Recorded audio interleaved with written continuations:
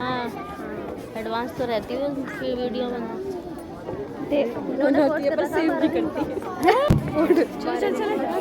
Attention में रहिए। पीछे जाओ आप सारे बच्चों को दबा रही हो दबा दिया मासूम गांधी का कंप्लेन कर दिया सल्यूट द फ्लैग।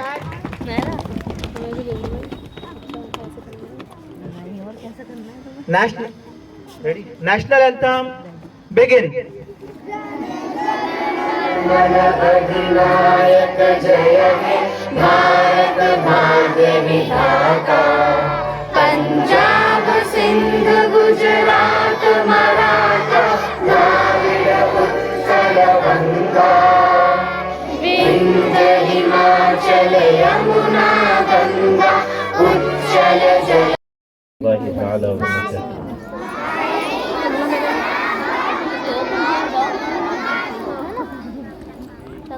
बिस्मिल्लाहिर्रहमानिर्रहीम।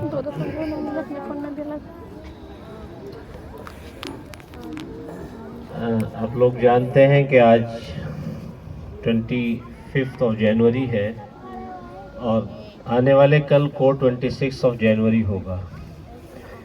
तो मुझे लगता है कि जो बड़े बच्चे हैं वो तो जानते ही हैं कि इसके पीछे का क्या कॉन्सेप्ट है, क्या रीज़न है और क्यों हम इसको सेलिब्रेट करते हैं। तो हो सकता है कि ये सीनियर क्लासेस के स्टूडेंट इसको जानते हो और जूनियर क्लासेस के स्टूडेंट के लिए ये अभी नॉलेज से बाहर की चीज़ हो, लेकिन चूँकि ये एक ऐसा दिन है जिसमें सारे हिंदुस्तान में रहने वाले सारे लोग खुशी मनाते हैं।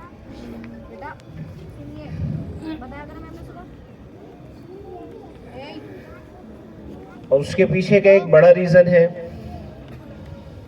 वो ये है कि 1947 को हमारा मुल्क हिंदुस्तान आज़ाद हुआ। उसके कुछ साल के बाद, तकरीबन 2 साल का एक अरसा रहा, उसके बाद फिर हिंदुस्तान को चलाने के लिए जो ब्रिटिश पहले थे, जो ब्रिटिश गवर्नमेंट थी, जब वो चली गई तो यहाँ के लोगों को चूँकि 1947 में आज़ादी मिल गई और उसके बाद उनको इस ज़िंदगी को गुजारने के लिए, इस कानून को के साथ ज़िंदगी गुजारने के लिए कानून की ज़रूरत पेश आई, जिसको हिंदुस्तान का कॉन्स्टिट्यूशन कहा जाता है, जिसको संविधान कहा जाता है।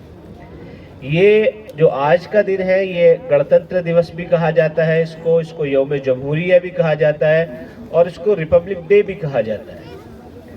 और किसी भी चीज़ का कानून बनाया जाना ये इसलिए है ताकि लोग आसानी के साथ ज़िंदगी गुजार सकें। इसके पीछे का एक बड़ा कॉन्सेप्ट है। मैं अभी एक साहब से 2-4 रोज़ पहले बात कर रहा था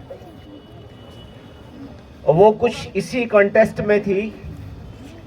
मैं स्पेशली एड्रेस कर रहा हूँ बड़े स्टूडेंट को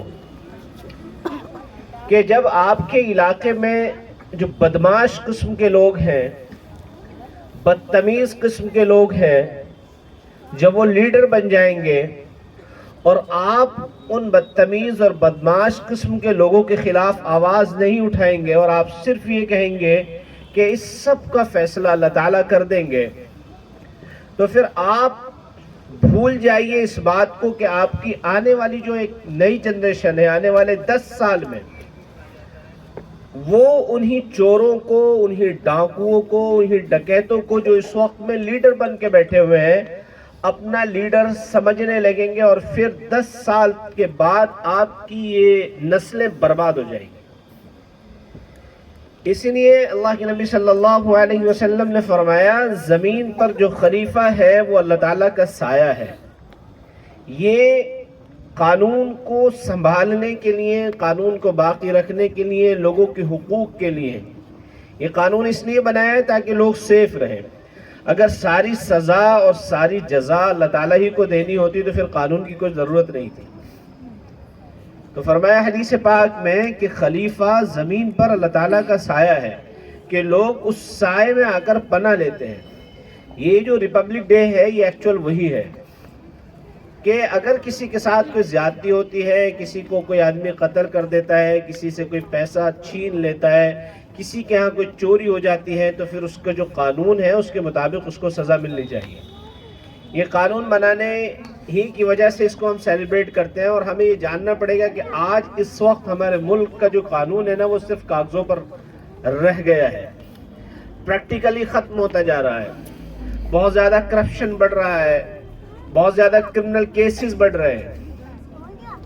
تو یاد رکھیں یہ بات اچھی طریقے سے کہ اگر آپ کو لگتا ہے کہ کوئی آدمی اس لائق نہیں ہے، اس کا کریکٹر اس لائق نہیں ہے کہ وہ لیڈر بنے، تو آپ اس کی کھل کر مخالفت کریں. اور یہ مخالفت اس کی ذاتی نہیں ہے، بلکہ یہ اپنے کانسٹیٹیوشن کو بچانے کے لیے، اپنے سسٹم کو محفوظ رکھنے کے لیے ہے. اللہ کے نبی صلی اللہ علیہ وسلم کے زمانے میں جب لوگوں نے بدتمیزیاں شروع کی تو آقا علیہ السلام نے ان کی بدتمیزیوں کو بند کرنے کے لیے حضرات صحابہ کا 313 لوگوں کا جو ایک گروپ تھا جو میدان بدر میں لے جا کر کے ڈالا گیا. تو میں ان سے یہ کہنے لگا، دیکھیے آپ اور میں نبی سے زیادہ نہیں بڑھ سکتے. اگر یہ سارا کام صرف دعا پر ہو جاتا تو ہم سے زیادہ قبول ہونے والی نبی کی دعا ہے. اگر ساری مدد اللہ تعالیٰ خود بھیج دیتے تو پھر یہ سب سے زیادہ نبی کے ساتھ ہوتی. اگر صحیح لوگ سسٹم میں نہیں آئیں گے، غلط لوگ سسٹم میں داخل ہوں گے، اور آپ صحیح لوگوں سے یہ کہہ دیں کہ دیکھیے یہ تو بہرحال کوئی بات نہیں ہے، اللہ تعالیٰ انصاف کرنے والے ہیں، اللہ تعالیٰ انصاف کریں گے، تو آپ کا کنٹریبیوشن کیا ہے؟ آپ کہاں پر کھڑے ہیں؟ ابراہیم علیہ السلام کے لیے جب آگ لگائی گئی نا تو ایک گرگٹ پھونک مار رہا تھا اس میں تاکہ وہ آگ بھڑکے. ایک چھوٹی سی چڑیا تھی جو اپنے منہ میں پانی لا کر کے اس پہ ڈال رہی تھی، تو اس کے منہ میں، اس کی چونچ میں 1-2 ڈراپ ہی آ سکتی ہے جو آپ آنکھ میں ڈالتے ہیں. آئی ڈراپ جو ڈالتے ہیں نا بس وہ اتنا ہی ہوتا ہے. تو کسی نے پوچھا کہ تمہاری اس چونچ میں آنے والے پانی سے آگ کیسے بجھ جائے گی؟ چڑیا نے کہا بات یہ نہیں ہے کہ اس سے آگ بجھے گی یا نہیں بجھے گی، بات یہ ہے کہ کل قیامت کے دن میں کس جگہ سٹینڈ کروں گی، مجھے کن لوگوں میں گنا جائے گا، حق کا ساتھ دینے والوں میں، سچائی کا، امانت کا ساتھ دینے والوں میں گنا جائے گا، یا ان لوگوں کا ساتھ دینے میں گنا جائے گا جو ابراہیم علیہ السلام کو آگ میں جلا رہے. تو ہمارے اندر یہ جو ایک مزاج بن گیا ہے نا، یہ ایک بزدلی کا مزاج ہے کہ ہمارے ساتھ یا کسی کے ساتھ بھی کوئی ظلم اور زیادتی ہوتی ہے اور پھر ہم یوں کہہ دیتے ہیں اللہ تعالیٰ دیکھیں گے. ہاں یقیناً اللہ تعالیٰ دیکھیں گے، اس میں کوئی شک نہیں ہے. وہ جزا اور سزا کا جو مین کانسیپٹ ہے وہ تو قیامت میں ہی ہوگا. وَلَنُذِيقَنَّهُم مِّنَ الْعَذَابِ الْأَدْنَىٰ دُونَ الْعَذَابِ الْأَكْبَرِ. وہ جو عذاب اکبر کی باتیں ہیں وہ بعد کی باتیں ہیں. لیکن اگر آپ اس وقت بھی اس ملک کی پولیٹکس میں گھسنے والے چور اچکے جو آج نیتا بنے بیٹھے ہیں، آپ کے پاس جو رائٹس ہیں آپ اس کا صحیح استعمال نہیں کرتے، جیسے ووٹ کا ایک رائٹ ہے، اگر آپ اس کا صحیح استعمال نہیں کرتے تو آپ چور اور چکوں کو سسٹم میں داخل کر رہے ہیں، اور پھر آپ کی جو آنے والی ایک اور جنریشن ہے 10 سال کے بعد وہ انہیں چور اور چکوں کو لیڈر سمجھے گی. سوال یہ نہیں ہوتا ہے کہ انصاف اللہ تعالیٰ ہی کریں گے. اس لیے آدمی کو چاہیے کہ وہ سارے لوگ جو ملک کو توڑنا چاہتے ہیں، ملک میں بد امنی پھیلانا چاہتے ہیں، سسٹم کو برباد کرنا چاہتے ہیں، جہاں تک ہو سکتا ہے، جتنا ہو سکتا ہے اپنے لیول پر کھل کر کے ان کی مخالفت کرنی چاہیے. اور یہ بڑی اچھی بات ہے کہ آپ بھیڑ کے ساتھ چل کے الگ چلیں. بھیڑ آپ کو سپورٹ کرے گی لیکن آپ کی پہچان ختم کر دیتی ہے. بہت سوچ سمجھ کر ہوا ہوں میں موج دریا کا حریف، بہت سوچ سمجھ کر ہوا ہوں میں موج دریا کا حریف، ورنہ یہ میں بھی جانتا ہوں عافیت ساحل میں ہے. ورنہ یہ تو مجھے بھی پتا ہے کہ چاپلوسی کرنے میں عافیت ہے، بڑے بڑی پوسٹ مل جائیں گی. لیکن علامہ اقبال نے جو بات کہی تھی نا وہ یہ ہے، سبق پھر پڑھ صداقت کا، عدالت کا، شجاعت کا. صداقت سچائی کا، عدالت انصاف کا، اور شجاعت کہتے ہیں بہادری کا. سبق پھر پڑھ صداقت کا، عدالت کا، شجاعت کا، لیا جائے گا کام تجھ سے دنیا کی امامت کا. یعنی دنیا آپ کو قائد کہے گی، دنیا آپ کو لیڈر کہیں گی. اور یاد رکھیں جو لیڈران ہوتے ہیں، جو قائد ہوتے ہیں نا، وہ اپنا راستہ خود بناتے ہیں. وہ بھیڑ سے الگ ہو کے چلتے ہیں، ان کی ایک الگ پہچان ہوتی ہے، دوسرے لوگوں سے ڈیفرنٹ ہوتے ہیں. وہ یہ جو گणतंत्र दिवस ہے یا یہ جو یوم جمہوریہ ہے، اس کا یہ مطلب نہیں ہے کہ ہم آئیں گے فلیگ ہوسٹنگ ہو جائے گی. یہ روایتی باتیں ہیں. اس کا تعلق ہاں یقیناً اس دن سے ہو سکتا ہے، لیکن اس دن کی حقیقت سے نہیں ہے. اس دن سے تو ہو سکتا ہے لیکن اس دن کی حقیقت سے نہیں ہے. تو ایسے لوگوں کو جو سسٹم میں بدامنی پیدا کرنا چاہتے ہیں، جو ملک کے کانسٹیٹیوشن کو برباد کرنا چاہتے ہیں، توڑنا چاہتے ہیں، ان کے مقابلے کے لیے ہمیں خود ذہنی طور پر تیار رہنا چاہیے. اور جو بچے ہمارے پاس آ رہے ہیں پڑھنے کے لیے، ہمیں ان کا یہ ذہن بنانا چاہیے کہ آپ سسٹم میں آئیں گے. پولیٹکس میں آنا کوئی غلط بات نہیں ہے. پولیٹکس اپنے آپ میں کوئی حقیقت نہیں رکھتی ہے.